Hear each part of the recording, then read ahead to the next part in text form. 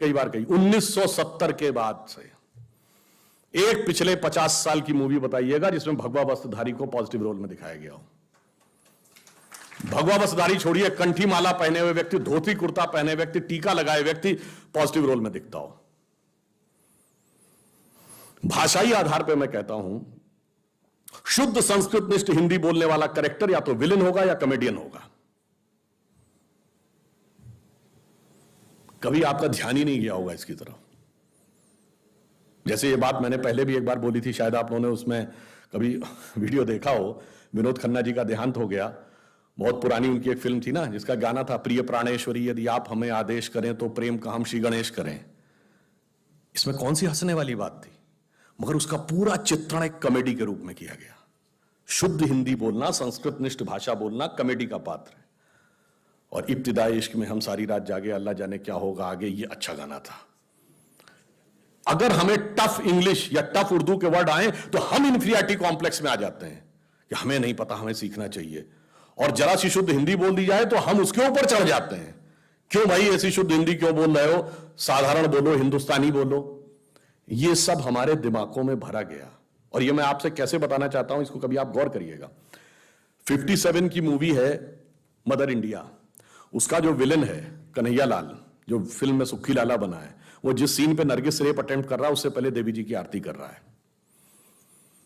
1985 की मूवी है राम तेरी गंगा मैली। उसमें जब वो हीरोइन जाती है और बनारस के घाट पर एक पंडित जी से वो मांगती है मदद, तो उसको घर ले जाते हैं और उस पर रेप का अटेम्प्ट करते हैं और उसके बाद ओम नमः शिवाय बोलते हैं।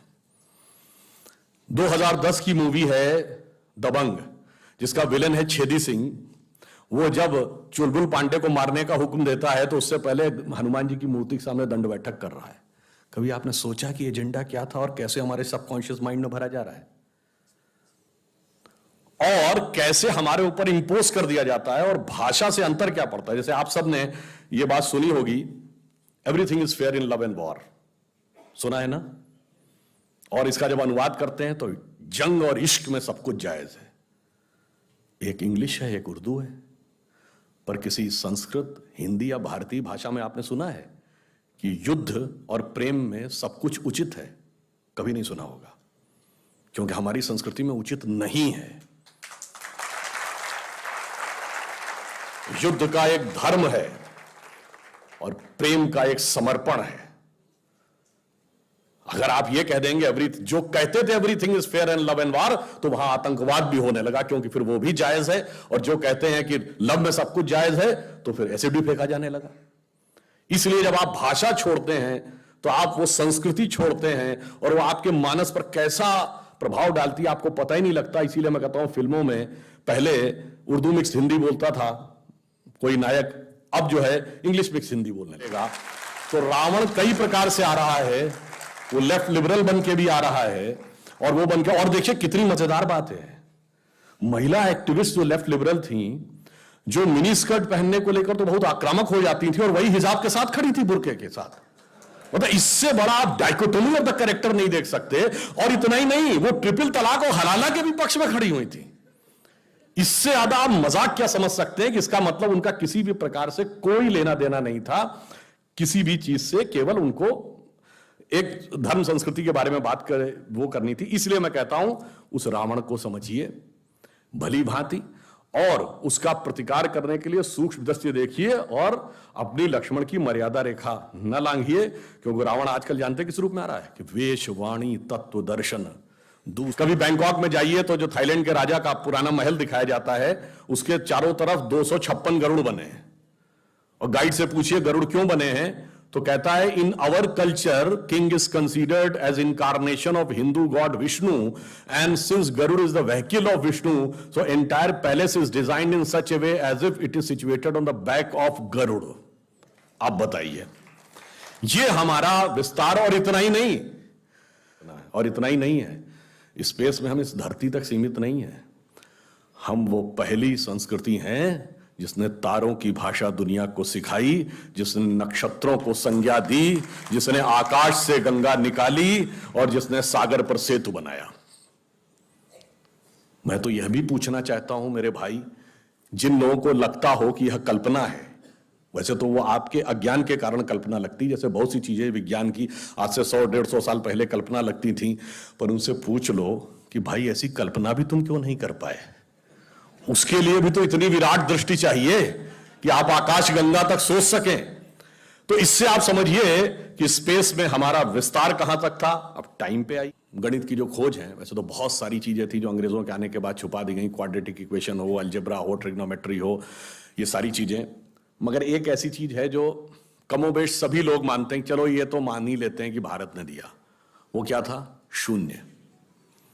अब कहा जाता शून्य किसने दिया? आर्यभट्ट ने खोजा। अरे भाई आर्यभट्ट ने खोजा नहीं, आर्यभट्ट की किताब में पहली बार तुमको लिखा हुआ मिला।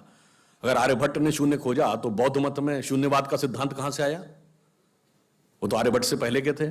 और ये बताइए कौरवों की 18 अक्षौणी सेना से लेके भगवान राम की जन्म कुंडली बन रही थी, वो बगैर शून्य के बन रही थी।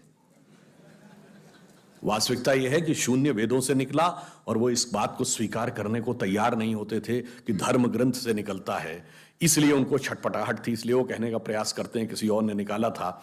और समस्या क्या है? हमारे यहां तो भगवान राम की जो कुंडली निकली है वो जब नासा के प्लैनेटोरियम सॉफ्टवेयर में डाली गई तो 7114 समथिंग बीसी की डेट निकल आई। अब बताइए, वैसे तो मैं नहीं मानता कि वो डेट सही है, उसके अंदर नक्षत्रों का कैलकुलेशन किया जाए तो बहुत पीछे आएगा, परंतु बताइए उन लोगों ने हमको समझा दिया कि हम अवैज्ञानिक हैं और हम अंधविश्वासी हैं, जिनमें किसी एक के यहां लिखा है कि धरती चपटी है और एक के में लिखा धरती के चारों तरफ सूरज घूमता है। और ऐसे महान ज्ञानदेव पाड़े लोगों ने हम लोगों को समझा दिया कि हम अनसाइंटिफिक थे और धरती को चपटी और धरती को इस सौरमंडल का केंद्र कहने वाले लोग वैज्ञानिक थे। आज भी जब सूर्य ग्रहण या चंद्र ग्रहण होता है, आप नासा की ऑब्जर्वेटरी बताती है ना, 1950 से पहले नासा नहीं था। आप जाके पूछिए गांव में कोने में बैठे हुए किसी पंडित से, कहिए पंडित जी पंचांग में देख के बताओ सूर्य ग्रहण कब है, और जो वो हमारा पंचांग बताता है और जो नासा की ऑब्जर्वेटरी बताती है, कभी उसमें दिन तो छोड़िए घंटे और मिनट का भी अंतर देखा है? हमारा तो कैलकुलेशन 5500 साल से एज इट इज चला रहा है और उसके बाद उन्होंने हमें बताया कि हम अवैज्ञानिक हैं। आज भी आप बताइए, उत्तर भारत में उतना नहीं दिखता, दक्षिण भारत के मंदिरों में जाइए, नवग्रह बने हैं तो सूर्य केंद्र में है कि धरती केंद्र में है? सूर्य के 7 किरणें होती हैं, 7 घोड़े सूर्य के बने कि नहीं मंदिरों में? अब बताइए, ऐसा हमारे दिमागों में भर दिया जाता है। हम सब ने, हम लोगों ने भी विज्ञान में पढ़ा कि सबसे पहले 9 ग्रहों की खोज किसने की? केपलर ने। Kepler's law of planetary motion. हम सब ने, जिसने फिजिक्स पढ़ी होगी 10वीं 11वीं 12वीं में, कभी न कभी Kepler's law of planetary motion पढ़े होंगे कि केपलर ने सबसे पहले बताया कि 9 ग्रह होते हैं। अब ये बताइए, इधर जब हम पूजा करते हैं तो पंडित जी हाथ में जल ले क्या बोलते हैं? ब्रह्मा मुरारी त्रिपुरांतकारी भानु शशि भूमि सुतो बुधश्च और गुरुश्च शुक्रः शनि राहु केतु सर्वे ग्रहा शांति करो भवन्तु। अब ये 9 ग्रहों के नाम केपलर बताए थे कि पंडित जी बताए हैं? और हजारों साल से बता रहे हैं। और उसमें मजे की बात यह है कि मंगल के लिए भूमि सुत यानी भूमि का बेटा, धरती का बेटा शब्द है। या अब जाके साइंस ने यह कन्फर्म किया है कुछ समय पहले कि एक थ्योरी है कि कभी एक जमाने में बहुत बड़ा एस्टेरॉयड टकराया था कि धरती से, और धरती का एक टुकड़ा अलग हो गया था, वही टुकड़ा बाद में मंगल बन गया और भूमि सुत हमारे यहां लिखा हुआ, मंगल के पर्यायवाची में भूमि नंदन भूमि सुत जैसे शब्द हैं। अब आप देखिए क्या वैज्ञानिकता है और कैसे उसको इसमें सम्मिलित किया गया। मैंने क्यों बताया? हमारे यहां विज्ञान और धर्म इस कदर एक मत है कि ये उनकी बुद्धि परप्लेक्स हो जाती है कि कैसे हो सकता है। अब मैं शून्य पे आता हूं। हमने शून्य खोजा, मगर महत्वपूर्ण बात है हमने शून्य क्यों खोजा? हम शून्य खोजने में सफल क्यों हुए और वो क्यों नहीं सफल हो पाए? बड़ी बड़ी दुनिया की civilisation, Chinese civilisation, Mesopotamian, Babylonian, Egypt की सिविलाइजेशन, ग्रीस की civilisation, Roman empire, Turkish empire, Inca, Maya, Aztec, कोई जीरो नहीं खोज पाया। उसका कारण यह है कि जो भी विज्ञान के विद्यार्थी हैं वो शून्य का महत्व समझते हैं। किसी संख्या को आप जितने से डिवाइड करते हैं, x डिवाइडेड बाई n, जो उसका रिजल्टेंट होता है, जैसे आप n की वैल्यू कम करते चले जाते हैं रिजल्टेंट बढ़ता जाता है। यानी किसी संख्या को x बटे 20 से x बटे 10 का मान ज्यादा होगा, x बटे 5 उससे ज्यादा होगा, x बटे 4, 3, 2, और जब x डिवाइडेड बाई 1 होगा तो क्या होगा, x हो जाएगा। इसका मीनिंग जानते क्या है?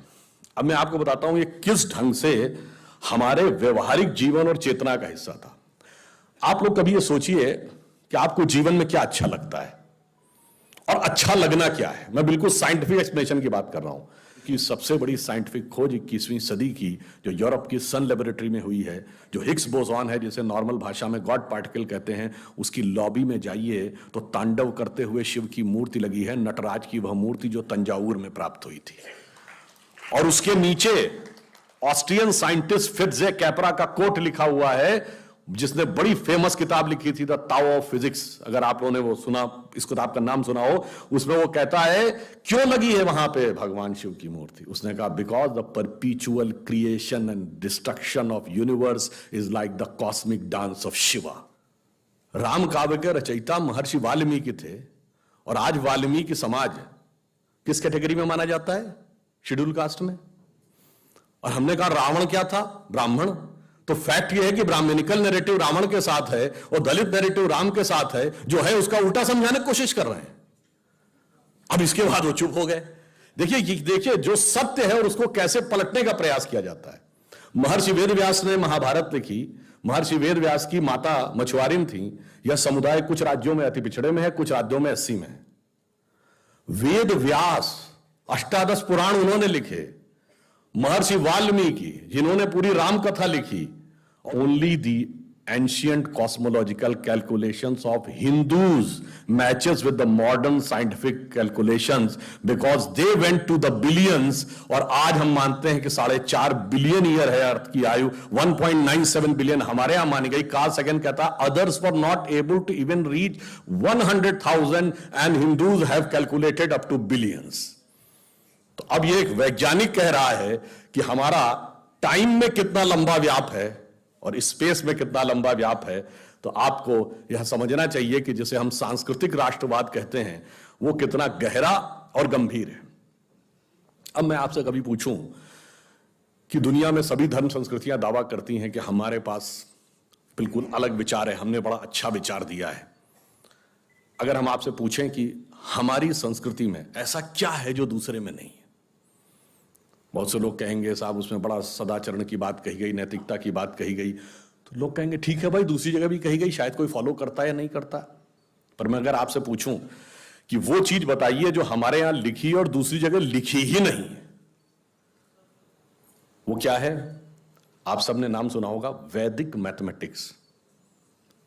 Have you ever heard of mathematics as a part of religious text? ये सिर्फ हमारे यहां है। गणित धार्मिक पुस्तक का हिस्सा है। Ayurveda medical science, it is globally accepted as a structured medical science, by name itself is a part of Vedas. Medical science धर्म ग्रंथ का हिस्सा हो, गणित धर्म ग्रंथ का हिस्सा हो, ये दुनिया में कहीं नहीं। बाकी जगह विज्ञान और गणित का धर्म से संघर्ष है, हमारे यहां वो धर्म ग्रंथ से उद्भूत हो रहे हैं। ये फंडामेंटल डिफरेंस है हमारे और उनके बीच में।